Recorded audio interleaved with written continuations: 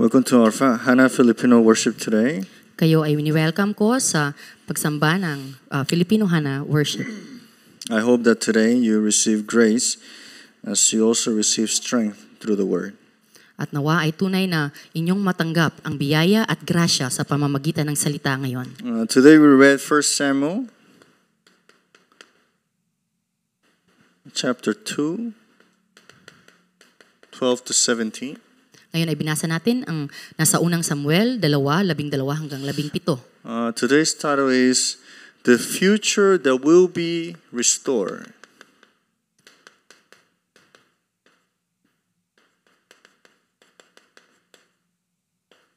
Through who?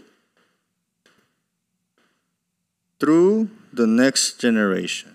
At ang pamagat ngayon ay ang kinabukasang muling ibabangon sa pamamagitan ng susunod na henerasyon.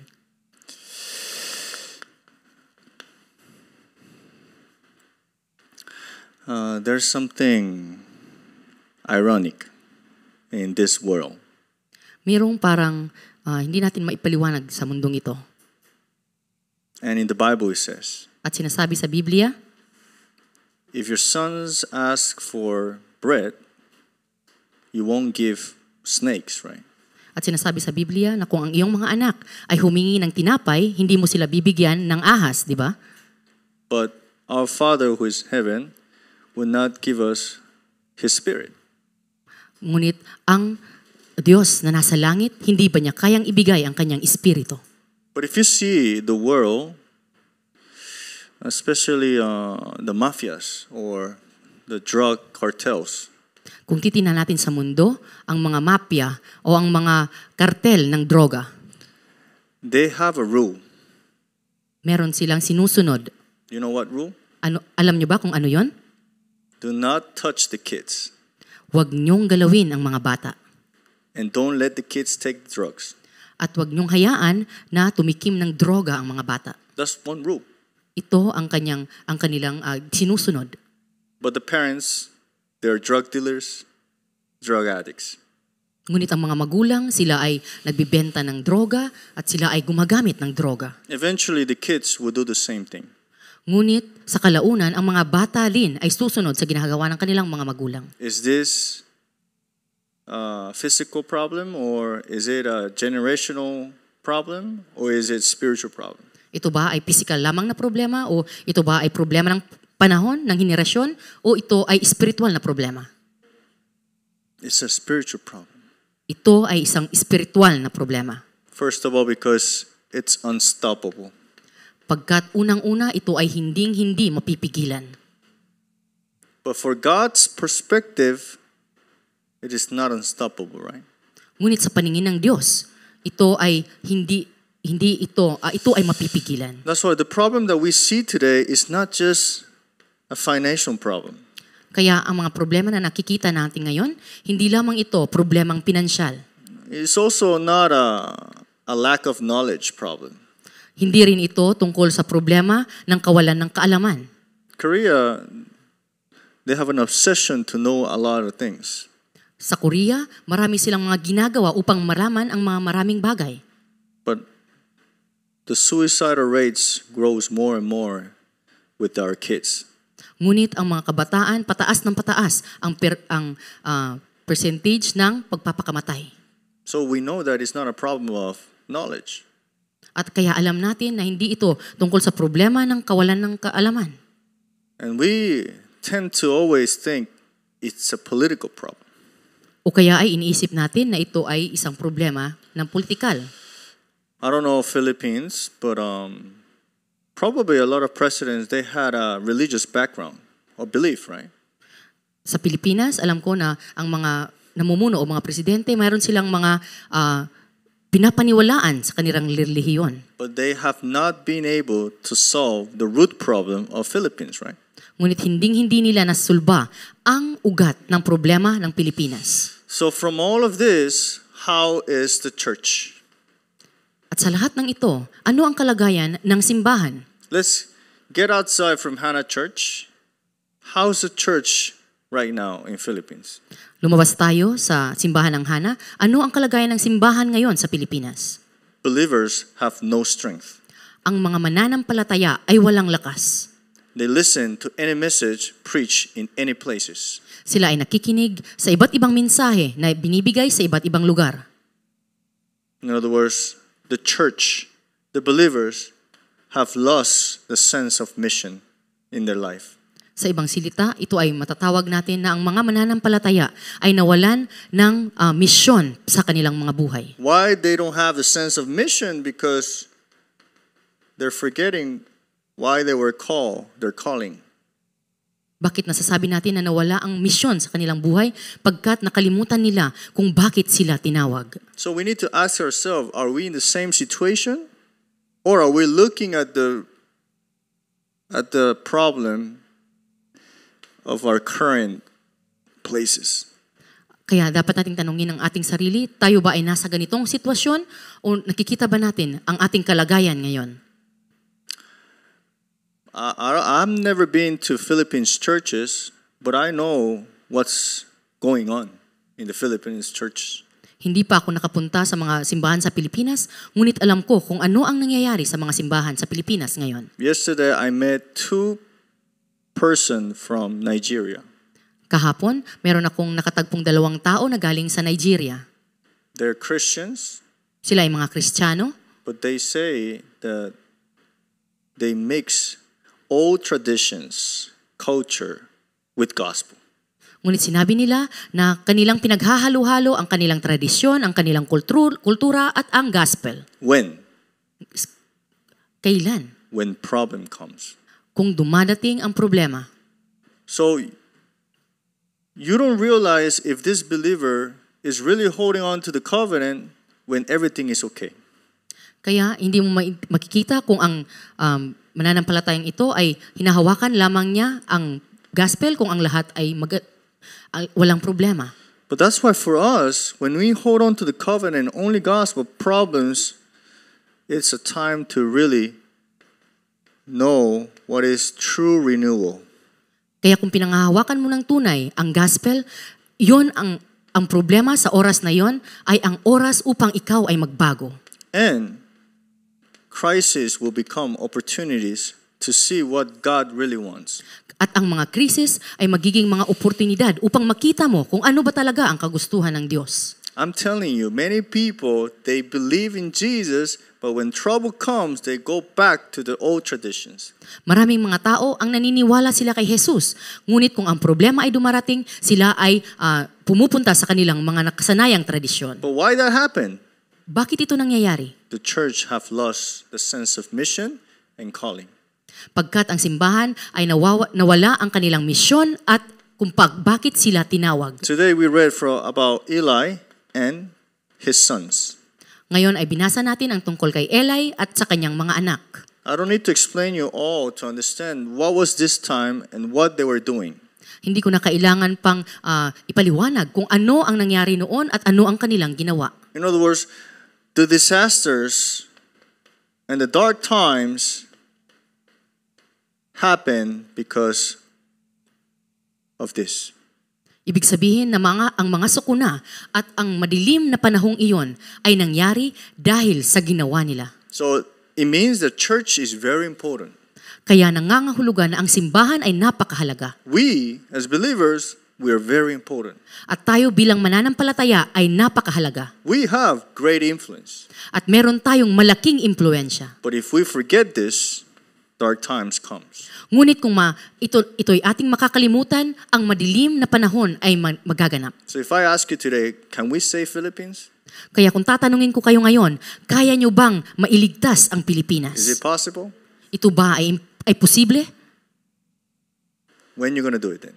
At kailan mo ito gagawin? How are you going to do it? At paano mo ito gagawin? Jesus said one thing. Sinabi ni Jesus ang isang bagay. When you receive the power of the Holy Spirit, you'll be my witnesses. Sinabi ni Jesus na kung iyong matatanggap ang pagpuspos na banal na espiritu, ang kapangyarihan ng banal na espiritu, What is the Holy Spirit? ano ang banal na espiritu? The 300%, right? Ang 300. What is rightful for you? Ano ang nararapat para sa'yo? What is inevitable for you?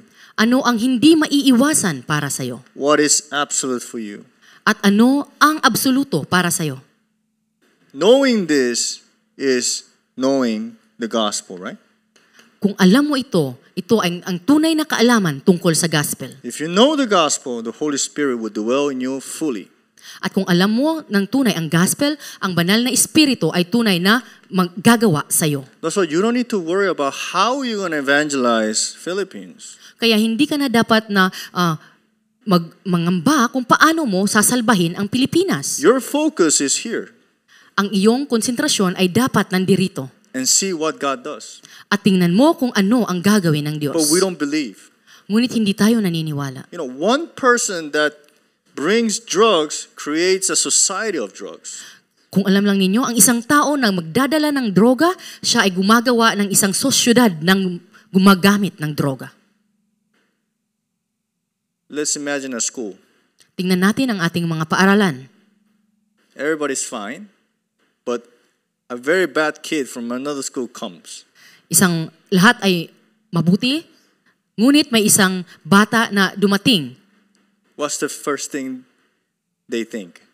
At ano ang una nilang maiisip?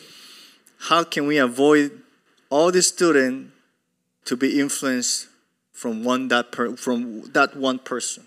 Ang isipin nila ay One person. kung paano hindi maiimpluwensyahan ng isang batang iyan ang mga narito sa paaralang ito. But can you stop it? Ngunit kaya mo ba itong pigilan? No. And that one person influenced everybody. Hindi mo itong kayang pigilan at ang isang taong yan ay kaya niyang maimpluwensyahan ang lahat. One person like you, when he knows these three things and receive the filling of the Holy Spirit, you know what I mean.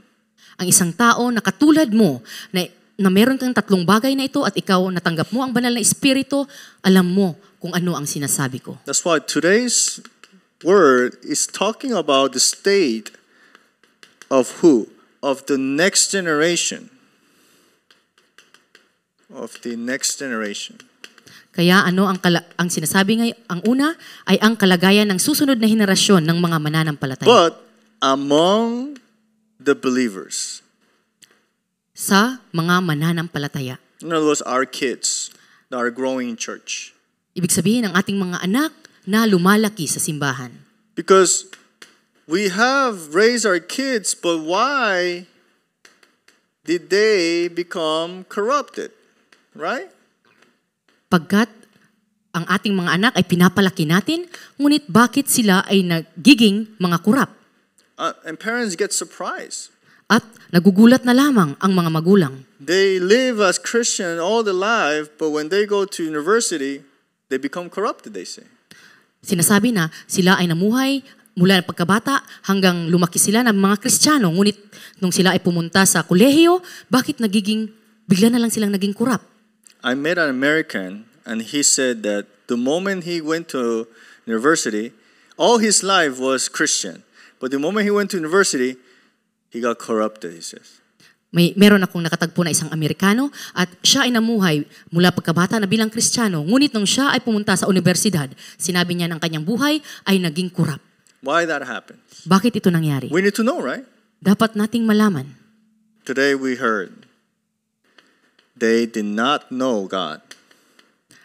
Ngayon, narinig natin na sinasabi hindi nila kilala ang Diyos. I asked a remnant, why do you believe in God? Meron akong tinanong na isang remnant, bakit ka naniniwala sa Diyos? And the remnant responded, because my mom believes. At sinagot ng remnant, dahil ang aking ina ay naniniwala. But do you believe in the God that your mom believes? Ngunit tinanong ko siya kung ikaw ba ay naniniwala sa Diyos na pinapaniwalaan ng iyong ina? Not really. At sinabi niya, hindi. Then why you're here? At bakit ka nandito? Because my mom tells me so. Dahil sinabi ng aking ina na ako ay pumunta dito. Same thing. Ito ay katulad nito. This is not just a normal thing, right? Hindi ito isang normal na bagay lamang. Your generation must know who is real God. Ang ating henerasyon ay dapat alam kung sino ang totoong Diyos. How can you know who is God then? Ngunit paano mo malalaman kung sino ang Diyos? Going to theology? Ikaw ba ay pupunta sa teolohiya? Hindi. They will know God through you. Malalaman nila kung sino ang Diyos sa pamamagitan mo. That's why in the Bible says that your kids are inheritance of God, not yours. Kaya sinasabi sa Biblia na ang iyong mga anak ay ipinamana ng Diyos, hindi sila pag-aari mo. Jeremiah said, I formed you in the womb before you knew. He says like this. Sinasabi sa Jeremias na ikaw ay nabuo sa sinapupunan bago mo pa ito malaman. So when they're little, they can know God through you. Kaya kung maliliit pa sila, malalaman nila kung sino ang Diyos sa pamamagitan mo. That's why for us, the most important thing is what? Worship. Kaya para sa atin, ang pinakamahalagang bagay ay ang pagsamba. It's not just a routine for us. Hindi lamang ito maging routine para sa buhay natin. You need to make them know why Sunday is worship. Dapat mong maipaalam sa kanila kung bakit ang araw ng linggo ay araw ng pagsamba. And you need to let them know from what day? If you can, from Saturday. At dapat mong ipaalam sa kanila na simula pa lamang ng Sabado, sila ay nakahanda na upang magsamba. If you have more leisure, starting from Friday. At kung meron kang mahabang oras, mula sa araw ng If Biyernes. God gives you the strength every day, At kung bibigyan ka ng lakas ng Diyos, ito ay dapat mong maisabi sa kanila na ito ay dapat araw-araw. but start with Saturday.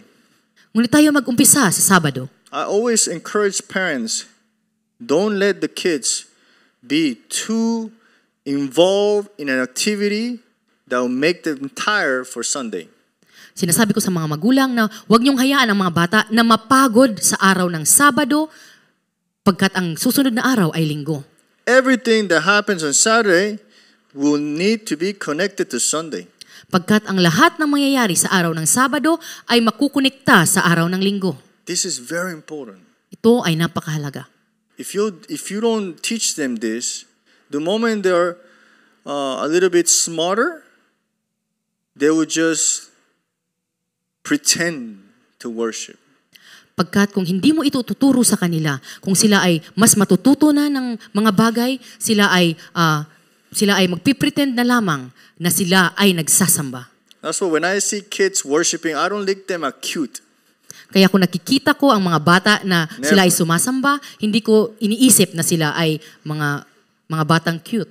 I see them directly if they desire God or not. Ang nakikita ko ay kung tunay nilang nasa puso nila ang Diyos. And the only way to know this is doing forum with them, right? At ang tanging paraan upang malaman ito ay magkaroon ng forum kasama sila. Today, go to your home and ask your daughters, why do you believe in God? Ngayon, pagdating nyo sa inyong mga bahay, tanungin nyo ang inyong mga anak kung bakit ba sila naniniwala sa Diyos. Ask. Dapat nyo itong itanong. And you will know what's their state. At malalaman mo kung ano ang kanilang estado. But don't be surprised. Ngunit huwag kang masurpresa. Don't be surprised, okay? Huwag kang masurpresa. You need to now help them with this. Dapat mo silang tulungan The 3 days weekend.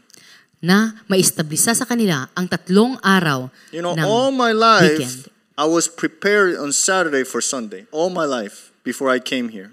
Sa aking buong buhay, ako ay naihanda sa Sabado para sa Linggo, sa buong buhay ko. I would need to be at home before 9 on Saturday. Dapat tuwing Sabado, bago pa ang ika-siyam ng gabi, alas 9 ng gabi, dapat nasa bahay na ako. How boring is that kind of life, right? At para sa akin, yun ay napaka-boring na buhay. The fun starts at 10. Pagkat ang selebrasyon ay nag-uumpisa ng alas 10 Party starts at 11, or alas 11. right? Di ba? But I thought that I had a very boring life. Kaya inisip ko na ang buhay ko ay napaka-boring. All my friends party on Saturday. Pagkat lahat ng aking mga kaibigan, sila ay nagkakaroon ng party tuwing Sabado. But all my friends right now they don't worship anymore. Ngunit lahat ng mga kaibigan kong iyon, hindi sila sumasamba. All my friends were Christian. They are Christian. Ngunit yung mga kaibigan kong iyon, sila ay mga Kristiyano. They don't worship. Ngunit hindi sila sumasamba. And they text me, "Hey John, I wish I was able to worship, but I can't." At sinasabi nila sa akin na sana ay kaya kong sumamba, ngunit hindi ko ito magawa. And within my friends, almost 3 of them have mental illness. At 3 sa aking mga kaibigan ay may mga mental na problema. And 1 committed suicide. At ang isa ay nagpakamatay. They're all Christian. Ngunit lahat iyon ay mga Kristiyano. But worship? No. Ngunit wala silang interes sa pagsamba. But how am I? I'm Ngunit, the most boring life, but the happiest man ever. ngunit kung titingnan nyo ako ngayon, ako ay namuhay ng isang boring na pamumuhay, ngunit ako ang pinakamasaya ngayon. They still ask me, "Hey John, please, can you give me worship?" They still ask me. Tinatanong pa rin nila ako na kaya mo bang ibigay sa akin ang pagsamba na yan? But even though I tell, okay, this day, they have no strength to come. Ngunit kahit sinasabi ko na, sige, sa araw na ito, ngunit wala silang lakas upang dumating. I'm praying one day God will give them strength to worship, right? At kaya pinapanalangin ko na sa isang araw, bigyan sila ng Diyos ng kalakasan upang tunay na sumamba. Worship is everything. Pagkat ang pagsamba ay ang lahat-lahat. I cannot stress and I cannot emphasize so much about the importance of worship. Wala na akong kaya pang sabihin upang maipaliwanag ang kahalagahan ng pagsamba. You need to let your kids, your generation know the importance of worship. Dapat maipala mo sa iyong mga anak, sa iyong henerasyon, ang kahalagahan ng pagsamba. Don't leave behind religion for them. Huwag mong iwan sa kanila ang relihiyon. You need to let them know the essence of worship, and it is knowing who is God. Dapat mong ipaalam sa kanila ang importansya ng pagsamba at ito ay ang pagkakilala sa Diyos. So, first of all, again, the second point, why did they fall then? At tinatanong sa pangalawang punto, bakit sila bumagsak? It lies within the believers, in us, in other words. Ito ay nasa mga mananampalataya. It hurts to hear it, but it is true. Ito ay napakasakit marinig, ngunit ito ang katotohanan. 1 Samuel chapter 3, verse 1. Sinasabi sa unang Samuel 3:1. The word of the Lord was rare in those days. Bihira ang salita ng Panginoon sa panahong iyon. I cannot imagine how disastrous will be 10 years from here. Hindi ko maisip kung gaano kahirap o anong mga sakuna ang darating pagkatapos ng 10 taon mula If we ngayon. think about it, it's scary sometimes, Kung right? iisipin natin, ito ay nakakatakot. But instead of being scared, the more the spiritual darkness comes, is more the age of Christ. Ngunit imbis na tayo ay matakot, pag titingnan natin ang panahon ng kadiliman, maiisip natin In other na words, darating ang panahon The ni Kristo. problems can rise more, but it is good because more Christ we need. Tataas o darami ang mga problema, ngunit alam natin na sa oras na iyon, mas kailangan natin si Kristo. So don't teach your kids to solve problems. Kaya huwag mong turuan ang iyong mga anak na bigyan ng solusyon ang problema. Don't teach kids to pray to solve a problem. O turuan mo sila na manalangin upang magbigyan ng solusyon ang problema. I tell my kid, sometimes, we are used to say, "Oh, God, I pray for this kid so he can have a good grade." Minsan, nasasanay tayo na sabihin ito na ipinapanalangin ko ang batang ito upang magkaroon siya ng mataas na marka sa eskwelahan. But we're teaching kids to pray like that. At tinuturo natin sa mga bata na manalangin ng ganito. You shouldn't do that. Hindi dapat ito. You should Ang paraan. only teach one thing. Dapat isang bagay lamang ang iyong ituturo. This. Ito. You need to teach this prayer. Dapat nating ituro ang panalangin ito sa kanila. If not, they will pray like you did before. Kung hindi, sila ay mananalangin ng kagaya mo noon. I'm thankful that I never seen my parents pray, never been able to hear about a prayer to solve a problem. I never be able to hear.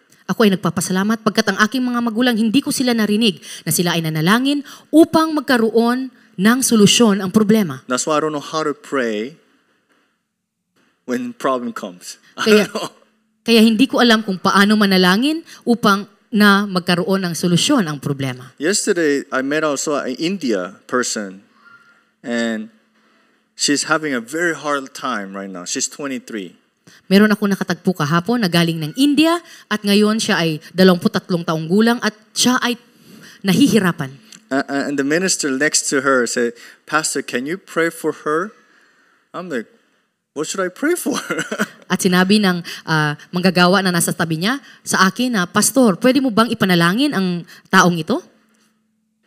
In other words, to solve her problem. Pray for her. He says, pray for her so she can have the solution of her scholarship problem. Ibig sabihin na gusto nilang ipanalangin ko ang taong iyon upang magkaroon siya ng solusyon sa problema niya tungkol sa scholarship na gusto niyang makamit. I was like, okay, I'll pray. At sinabi ko na, okay, ako ay mananalangin para sa kanya. I pray this. God, give her the Holy Spirit. At ito ang pinanalangin ko na Panginoon, siya po ay bigyan mo ng banal na espiritu. So she can understand that the solution is not the absolute thing that she should receive. Na ang solusyon ay hindi ang mga nararapat na kanyang matanggap. But giving her a state of faith in any circumstances. Ngunit ang dapat niyang matanggap ay ang estado na magkaroon siya ng pananampalataya sa bawat sitwasyon. I pray that. Yun ang aking pinanalangin. But I have the faith that if God wants, He can solve it. Pagkat ako ay naniniwala na kung ito ay matanggap niya kahit isang beses lamang, ang lahat ng problema ay magkakaroon ng solusyon. That's why the kids that you have, we always pray 5 powers, right? At sa ating mga anak, di ba lagi nating pinapanalangin na sila ay magkaroon ng 5 kapangyarihan? 2, 3, 7, 5,000, right? At ang 237 at ang 5,000. Ask them, what is this? Tanungin mo sila kung ano ito. They don't know. At maari nilang sabihin na hindi nila ito But they're alam. praying it, right? Ngunit ito ay kanilang pinapanalangin. You need to teach them why you need to pray for this. Kaya kailangan mong turuan sila kung bakit dapat silang manalangin patungkol dito. It's not explaining it. It's, are you praying knowing what is this?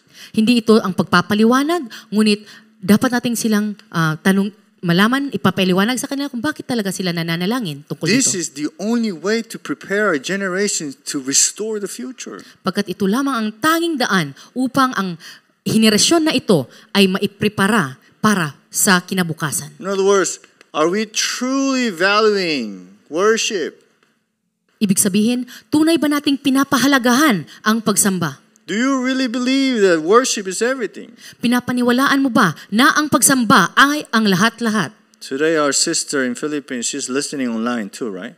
Isang kapatid natin mula sa Pilipinas, siya ay nakikinig ngayon. Do you believe that worshiping online will restore everything? Ikaw ba ay naniniwala na kahit ikaw ay sumasamba sa online at lahat ay mairerestora? Or are we going to just be thinking about that this is limited?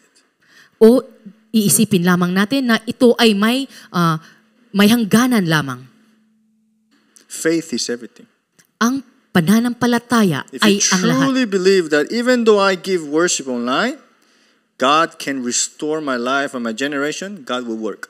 Kung tunay kang naniniwala na kahit ikaw ay bibigyan ng pagsamba online, kung gagawa ang Diyos, makikita mo na paano i-restora ng Diyos ang lahat. I'm going to give you one word of comfort. Meron akong salitang ibibigay sa iyo. I gave online worship for 10 years. Ako ay nagbigay ng online na worship ng 10 taon. In Panama. Galing nung ako ay nasa Panama. Because we didn't have a church. Pagkat nung oras na yon wala kaming simbahan. 10 years online. Ako ay sumamba online ng 10 taon. But did I perish? Ako ba ay napahamak? Did I go astray? Ako ba ay nawala ng landas? No. Hindi. if you believe that this is worship for you, Kung pinapaniwalaan mo na ito ang tunay na pagsamba para sa iyo, God works. ang Diyos ay gumagawa. You need to believe that this worship is precious and valuable. Dapat mong paniwalaan na pagsambang ito ay tunay na natatanging pagsamba at may Pray halaga. this, and God will give you the heart. Ito ang dapat mong ipanalangin at ibibigay sa iyo ng Diyos, ang pusong iyon. You don't need to tell them, you don't need to tell God your problems because He already knows. Hindi mo kailangang sabihin sa Diyos ang iyong mga problema. Alam ng Diyos ang lahat ng iyon. So pray for this only.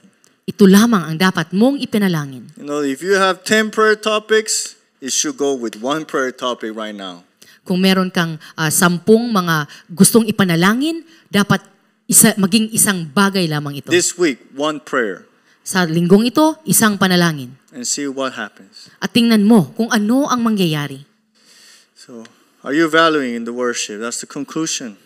Tunay bang pinapahalagahan mo ang pagsamba? Ito ang konklusyon. Look at Hannah. Kung titingnan natin si Hannah, She always longed for the temple, not for Samuel, but for the temple.